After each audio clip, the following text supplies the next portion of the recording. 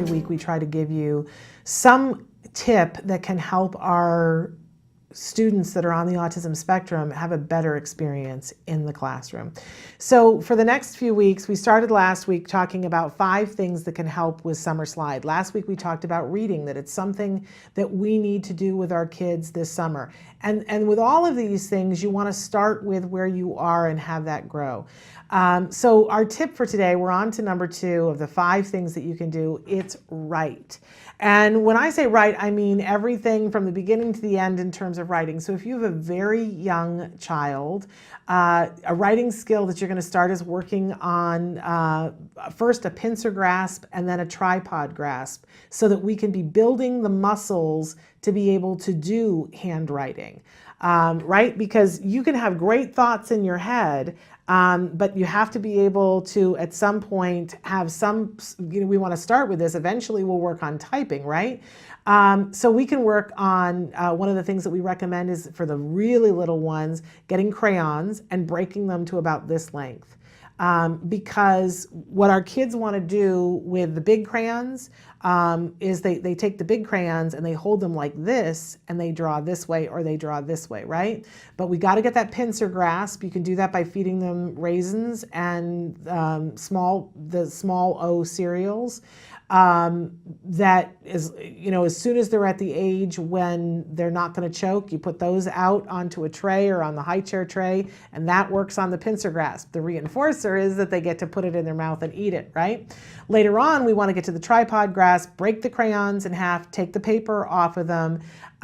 So they're about this long, and what that forces a child to do, they can't hold it this way. And it forces them to start putting it between the 3 fingers, and that's what we want. That's the tripod grasp, and have them color things with that.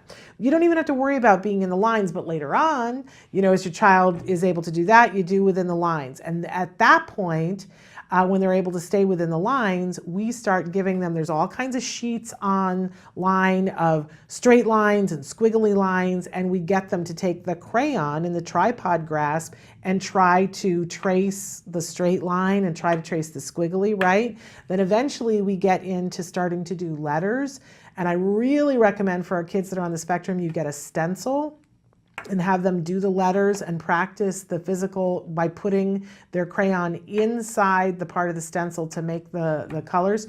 One of the things that we get, the Benderoos, invest in Benderoos. I'm telling you, go to Toys R Us, get a big box of Benderoos and start with their name. And what you do is you take the Benderoos, they'll stick to a piece of paper, and you form the letters that make their name as if it's the outline of their name.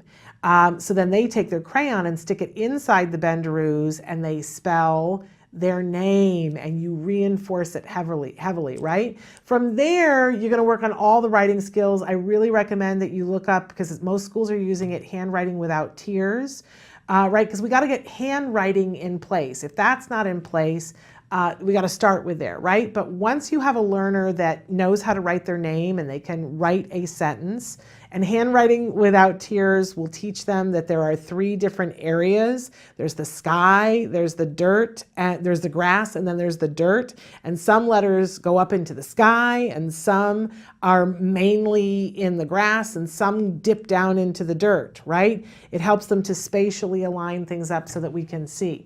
But once you've got all that, then we need to work on getting thoughts on the paper. So for 6, 7, and 8-year-olds that can write, we're going to give them a prompt, something, and then we're going to make it 1 sentence over the summer that they're going to write. And every day we're just going to make them write 1 sentence that is a well thought out sentence. Maybe it's the answer to a question, like, what is your favorite cartoon?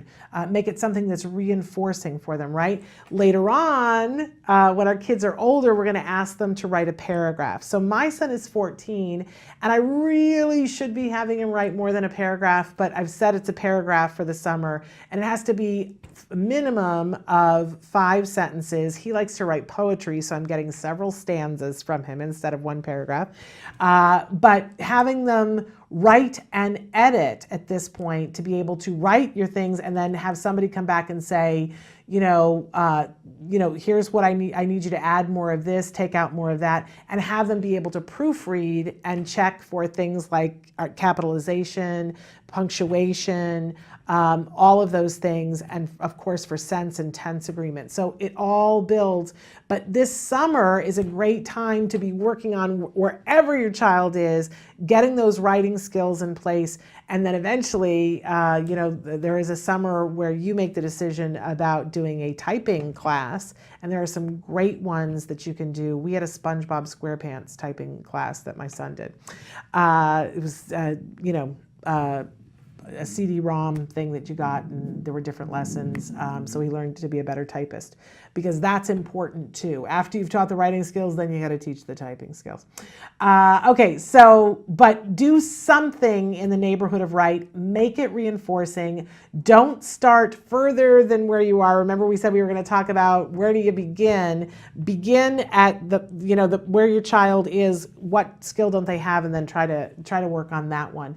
But reinforce, make writing fun, make it something that builds their self-esteem, because they're going to want to write for the rest of their lives, and that's an amazing thing.